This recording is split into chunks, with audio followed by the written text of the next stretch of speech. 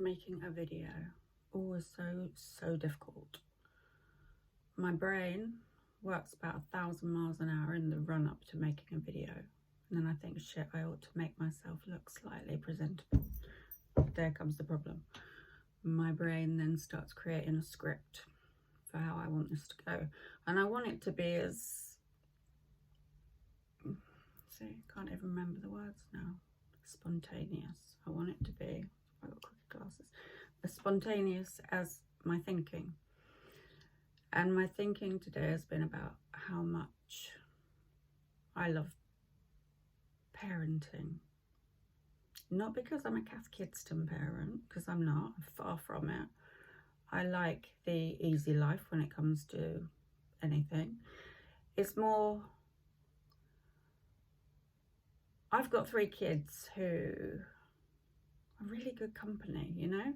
And they're all, well, I've got a son who's 15, I've got a daughter who's 13, and I've got a daughter who's 11. And all I keep reading everywhere are teens and tweens and how much trouble they are and how difficult it is to parent them. But I found the early bits difficult. I found the playing with the kids difficult. I found trying to be creative of what to do with them really difficult. This bit I find easy. This bit's where I come into my own, because it's about navigating mental health, and that's the bit that I'm really interested in.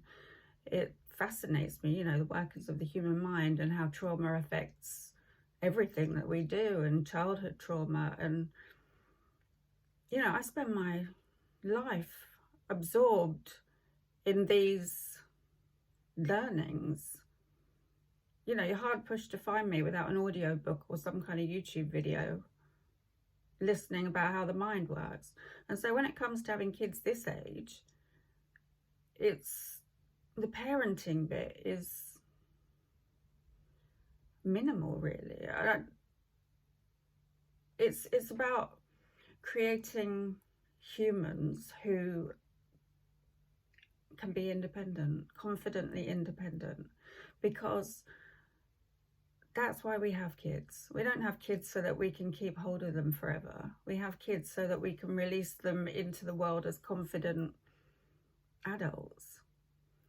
And so kids who are teens and tweens, and I actually do like that word, tween, because it, you know, there is an age, like my daughter is 11, so she's not a teen. However, the hormones and everything are still happening for her. And so when it's at this age, it's a really good opportunity to kind of start releasing them. That sounds awful, doesn't it? It sounds like someone bred in captivity, which in a sense, you know, they are.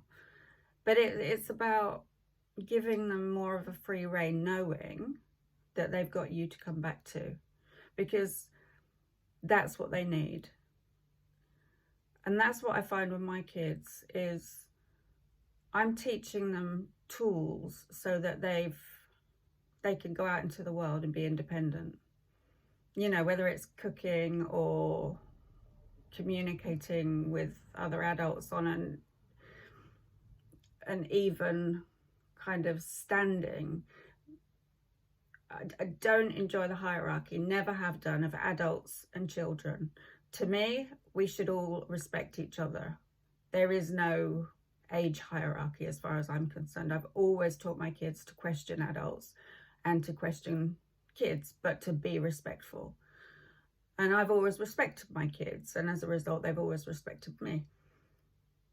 For ages, I've put this off because I didn't, you know, there's a funny part of me that, sorry, got a hair, that I thought, shit, if I become some kind of parenting guru, which I don't want to be, but I do have advice to offer, then my kids might just turn around and start rebelling and become complete assholes.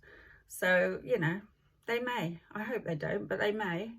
That could be their rebellion, because I don't give them a lot else to rebel against, to be fair. So that might be it. But like I say, I hope not. And I feel like I need to do this because I think so many people are struggling with teens. And to me, the way to not struggle is to empathize. They've got a shitstorm of hormones happening, and we all know what happens when hormones get too much or too little. It causes chaos with the mind. And so with kids becoming adults, they're going through a massive transition.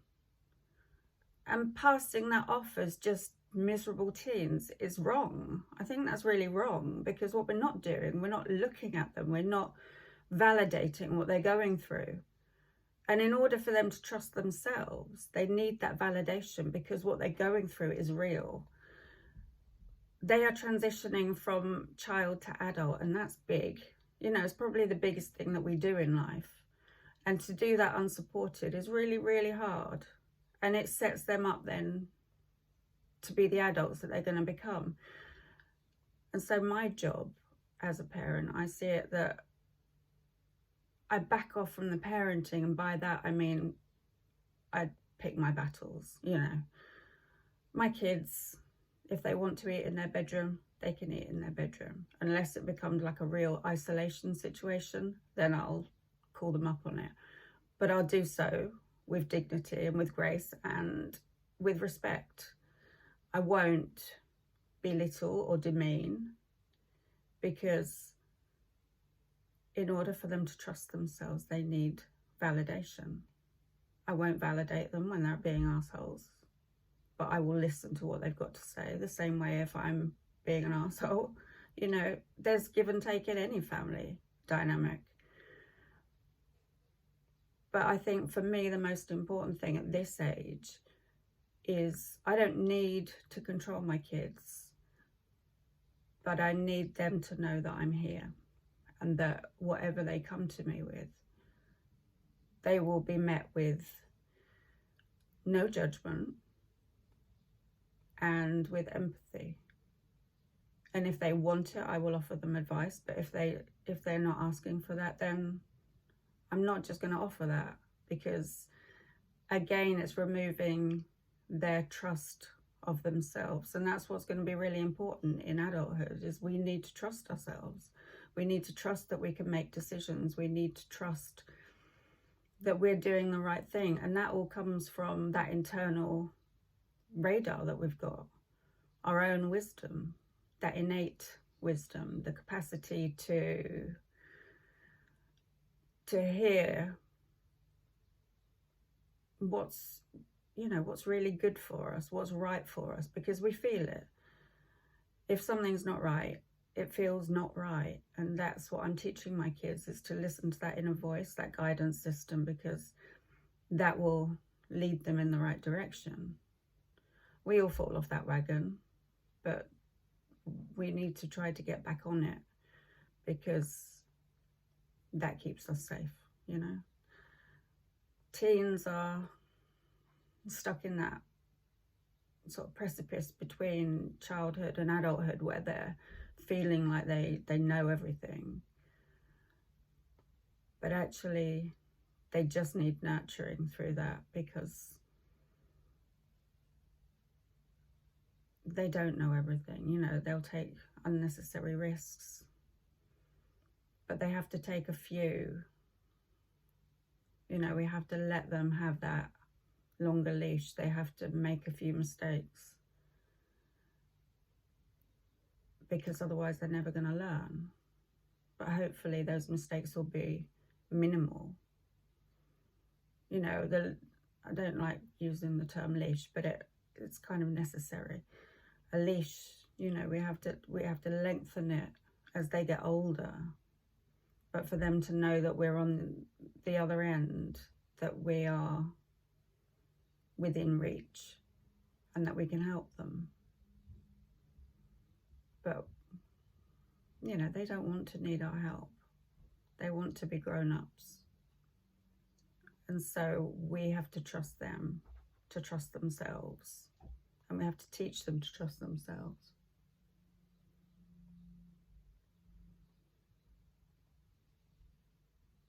That's Eva,